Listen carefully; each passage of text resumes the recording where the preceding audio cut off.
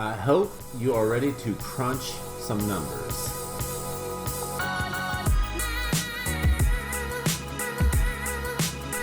Hey, what's happening? It's Ryan with Long Crack, and we are diving into the number crunching series, and this video will kind of get you an idea of what you can expect and how this is going to go. I'm going to do some whiteboard type videos and try to make it as entertaining as possible, but it's going to be a lot of screen record, Excel documents, and we're going to crunch numbers. So that's what it is. It's a vital part of developing a profitable business. You have to wrap your head around these numbers. I know it took me years and years and years because I started my business with no kind of business experience, and I had to learn all this stuff as I went, but I was willing to learn everything I needed to learn.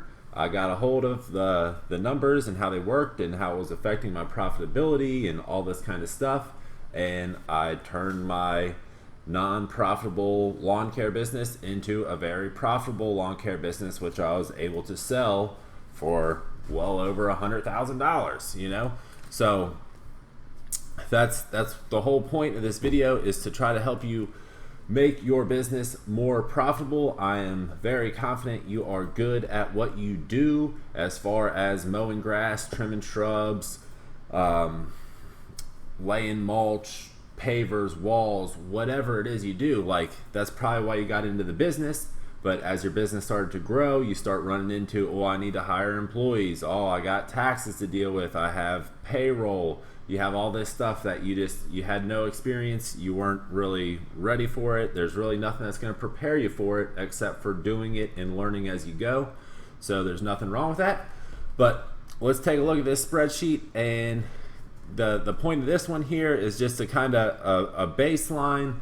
Let's look at some basic numbers and then kind of bring it back to reality at the end of the video, because hypothetical numbers mean nothing. Like, we're dealing in reality here. We need real numbers, real money, real profit.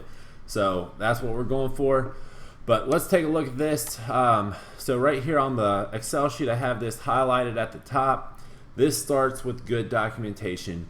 You have to be tracking your job times, and you have to be tracking how many hours you work a day. If you have employees, you know, you're more than likely 100% tracking how much they work per day. But I know I was pretty bad about this myself. As the owner of the business, I didn't really track my time. So you need to include yourself in this and make sure you're accounting for your time. And this is not just time spent on a customer's property. This is drive time. This is sharpening blades. This is getting materials. This is making phone calls, emails, invoicing, crunching your numbers, marketing, everything that goes into your business. That is time involved. So you should be getting paid for all of that time, not just the time you're out on the job. So let's take a look at what we got here. To make this, you know, as easy to follow as possible, this is going to be on a solo operator level. So we're just dealing with one person. We don't have to worry about, you know, two guys, you know, on a crew. That's 2 man hours per hour. You know, we're not going to get into that right off the bat. We're just going to look at one crew mowing some grass and how do these numbers play out. Okay, so how many hours do you want to work per day? I put down 10. So I think that's, you know, that's a low number to me.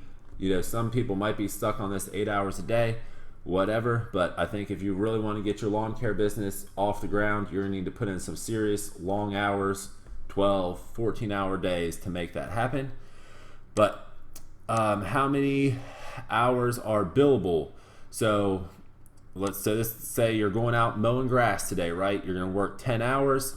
How many are actually billable? So you have drive time, scheduling, invoicing, communication via phone, email, whatever with your customers. You might have some maintenance, repairs. You might have to get some supplies. So I'm saying out of this 10-hour workday, you know, you're going to be able to bill out 8 of them. You're going to be working on customers' property for 8 of those hours, and that's where you're going to generate your revenue to pay yourself for the 10 hours that you worked. So how many days per week can you work?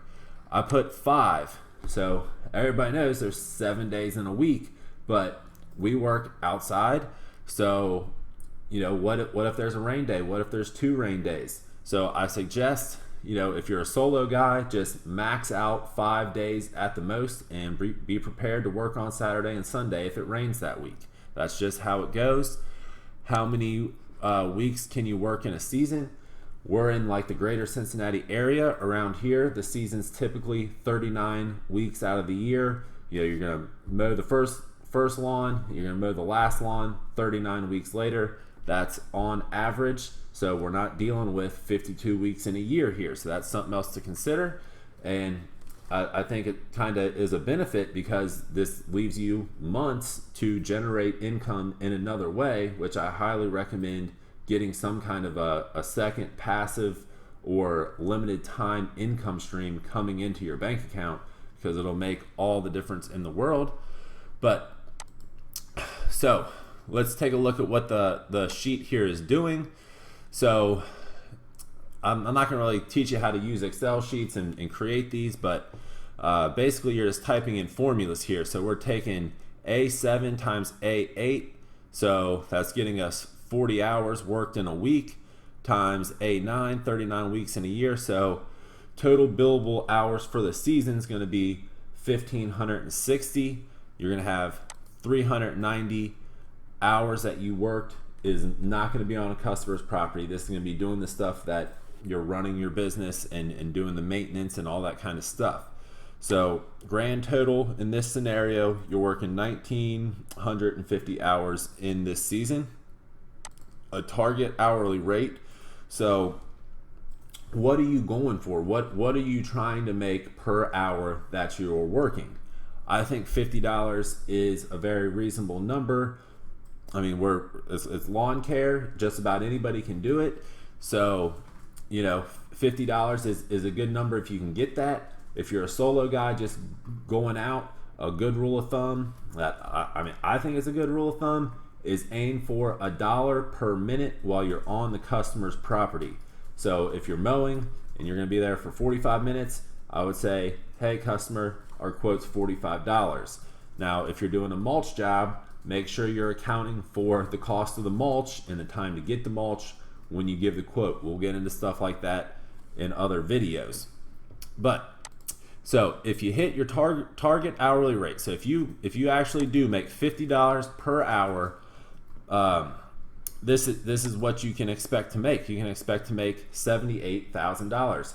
This is revenue. This is not profit. This is not what you're paying yourself as the owner of the business. This is how much money is actually coming in. You're going to have expenses to be able to generate that revenue, so you're not going to get to keep all that. And of course, the IRS is going to want their fair share. So that's the way it is. So, we're in this little scenario, we're looking at bringing in $78,000. This is how much your company made per man hour worked. So in this scenario here, since basically 1 out of 5 hours is not spent on a customer's property, you're actually making $40 per hour out on the property. So we're below what we really want to be already. Okay, what were your expenses needed to generate this? So I just, real quick, if you get the profitability calculator, which is free, I have 2 versions. It breaks this down way more thoroughly, but I just put in some pretty, I think normal numbers here. It's going to depend and vary depending on everybody's unique situation and all that kind of stuff. But these are monthly totals for these line items here. So I'm saying, $150 a month for your mower payment, $300 for a truck, $175 for insurance, $320 for gas, all this stuff. And, some of these are 12-month expenses. You're going to make your mower payment, your truck payment, whether you're working or not. And the gas is, you're going to be spending the majority of your money on gas while you're working. So, I'm thinking probably more $420, $450 on the working months, but when you have the downtime, probably going to bring it on average of a 12-month year to $320.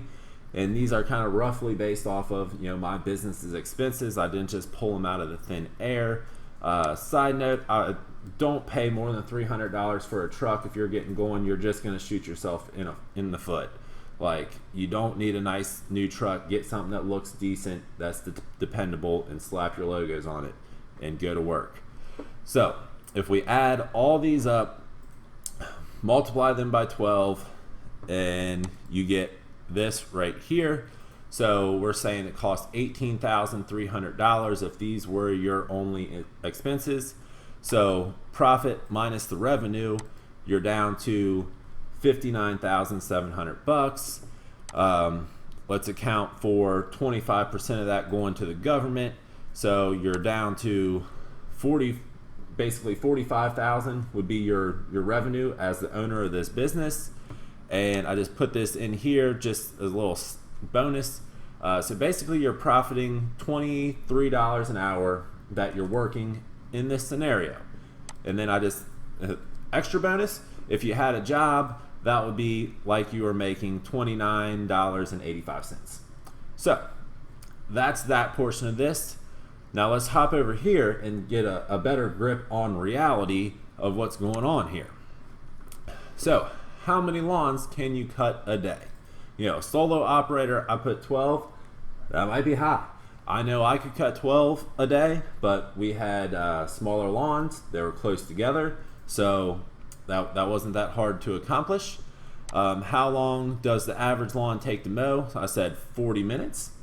On average, how much drive time between stops? Make sure you're accounting for the drive time to the first stop and back to your shop at the end of the day. So I said on average, 10 minutes of drive time between stops.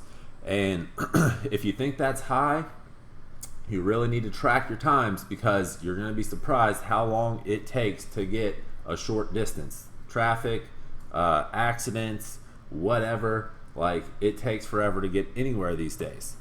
So time out in the field to achieve this, 10 hours. Okay, so you cut 12 lawns in 10 hours at $40 a pop. So that was 40 minutes. 40 minutes on average. $40 is your average price also. So basically you brought in $480 while you were out mowing. Let's say during this work day you had an hour for prep, you had 2 phone calls, you had to call customers, you had 4 emails you responded to, and you did a little bit of invoicing, you tweaked the schedule, and you sharpened the blades. That took an hour. So you in fact worked 11 hours this day. 8 of them were billable. This is when you're mowing the lawns, and then 3 were 2 hours of drive time and 1 hour of prep, calls, email, invoicing, scheduling, maintenance, etc. So we're down to $44 per hour is what we actually made. So if you remember on the last sheet, we were trying to hit 50. So let's take a look if we type in these actual numbers that we got here and see what happens to our spreadsheet. So what happened here is the hours worked was, in the original sheet, it was 10, but in reality this day we worked 11. So I swapped this out to 11. And then what is your target hourly rate? We had the actual hourly rate was $44, so I put 44 in there. So I swapped these 2 numbers is all I changed at the screen you're looking at right now. And this is what happened. So the profit minus revenue, or your profit, which is the revenue minus your expenses, ends up being a little under 38,000. So in reality, you made $17.60 per hour, which is like making a little under $23 at a job. So the point of this is you can work these numbers out on paper, but you have to be actually tracking what is happening in real life in your business, because that can be a huge disconnect and really throw you off when you're trying to do stuff like this, because you're like, oh, on paper this is working out perfect. Well, you know, reality is not perfect, and things are going to take longer than you think they should. You're going to underprice jobs and all this kind of stuff. So basically the point is we need to keep everything grounded in reality and use facts and numbers and stuff like that, and not delusions of grandeur when we're running our business, because it's not going to get you anywhere. But I hope you got a little insight on this. I'm gonna try to make some of these other spreadsheets smaller and this more bite-sized, but I just want to get a kind of general overview of the type of stuff we're going to be doing and how these numbers actually shake out when you look at it, like what actually happened, because this may be something that's holding you back, or you're wondering why your business isn't as profitable as you think it should be and stuff like this. Maybe this is why. So hopefully that was a good start to the number crunching series. We're going to get into a bunch of other topics related to this kind of stuff, but it's just so important to wrap your head around it.